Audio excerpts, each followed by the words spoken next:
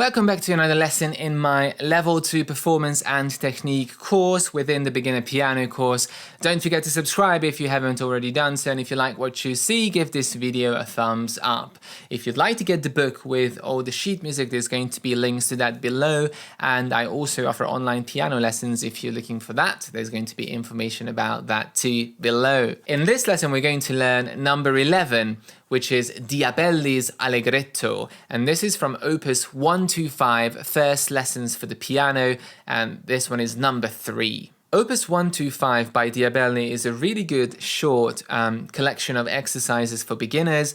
They're very nice pieces in a very classical style, elegant, light pieces, not too long, and most of them work around chords and melody, but they come up very commonly in piano exams. Number 3, as you can see, has 3 sections. We've got the first section, the first line, then the second section, the second line introduces some new material, and the third line is actually identical to the first, but the blocked chords of the left hand become broken chords, so the same notes but in a different pattern.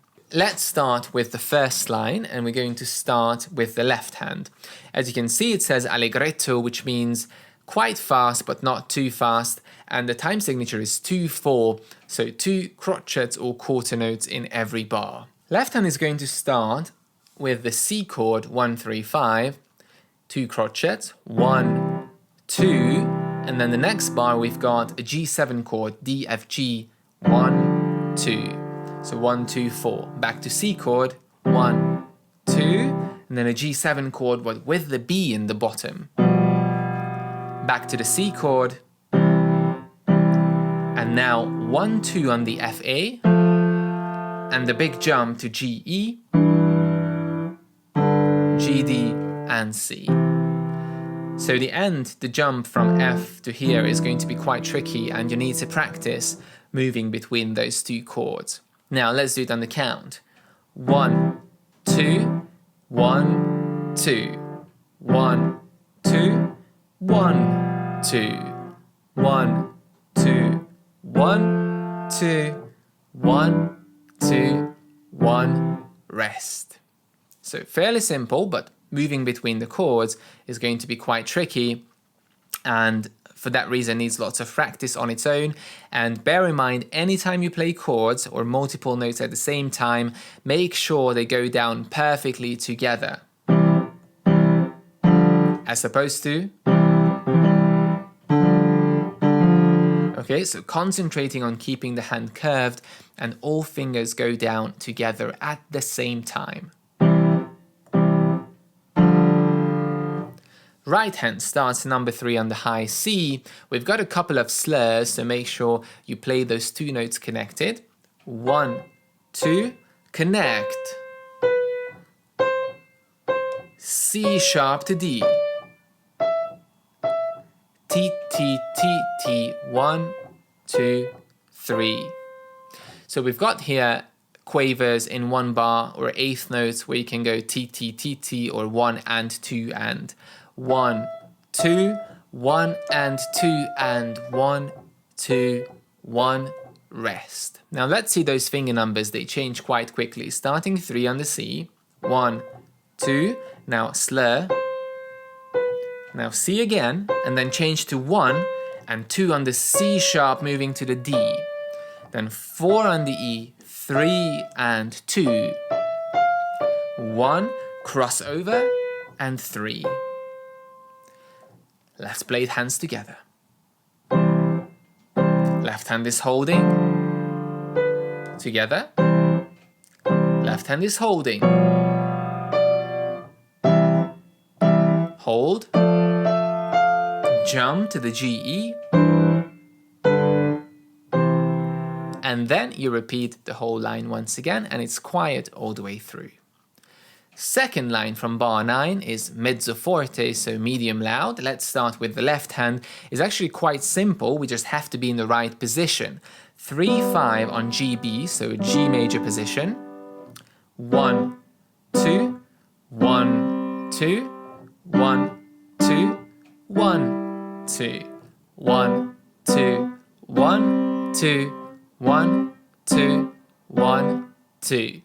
So what you might have noticed is that the G stays there all the way through and it's just the top note moving. So all you need to concentrate is on the top note. B, B, C, D, D, E. B, B, C, C, C, B. Right hand, number 4 on the D. 1, 2, 3, 4. Change finger. 2, 3, 4, 1. 1, 2, 3, 4. And now 1 on the A. Cross over 3, 2 on the F sharp, 4 and G. So 1, 2, 1 and 2 and 1. Rest. Hands together.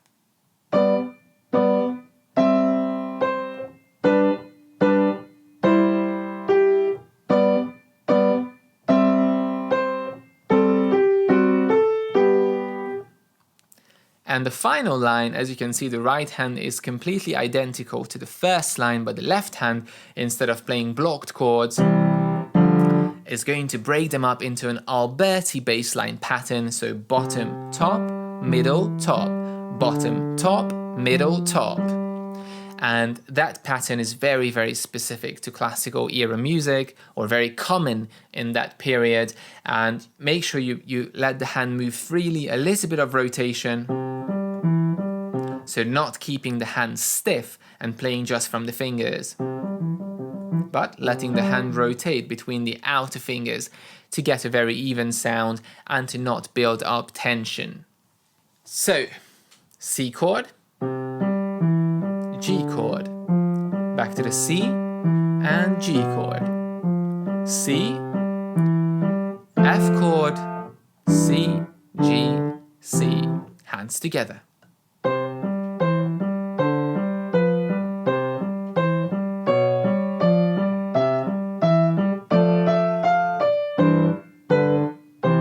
Rest. And then we've got a repeat sign, so we have to repeat both lines once again. Now, as you could tell from my very first performance in the beginning of the video, that sometimes these crotchets or quarter notes sounded a little bit like staccato. And that's not staccato, but with this piece, it sounds more stylistic if we shorten those crotchets a little bit instead of holding them.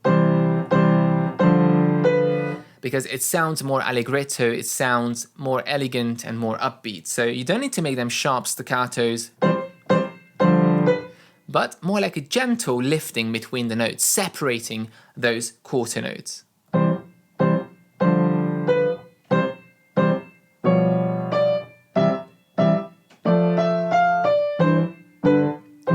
And what you notice is if we make those crotchets a little bit more staccato, then the legatos, the slurs, are going to be even more pronounced and they will be even more appreciated when they come. And you have to remember that we only started playing overly legato in the Romantic period. Before that, legato was used mostly as a special effect. And this piece is a perfect example to that we can really separate these notes, but then the legato is going to feel very beautiful, like honey flowing.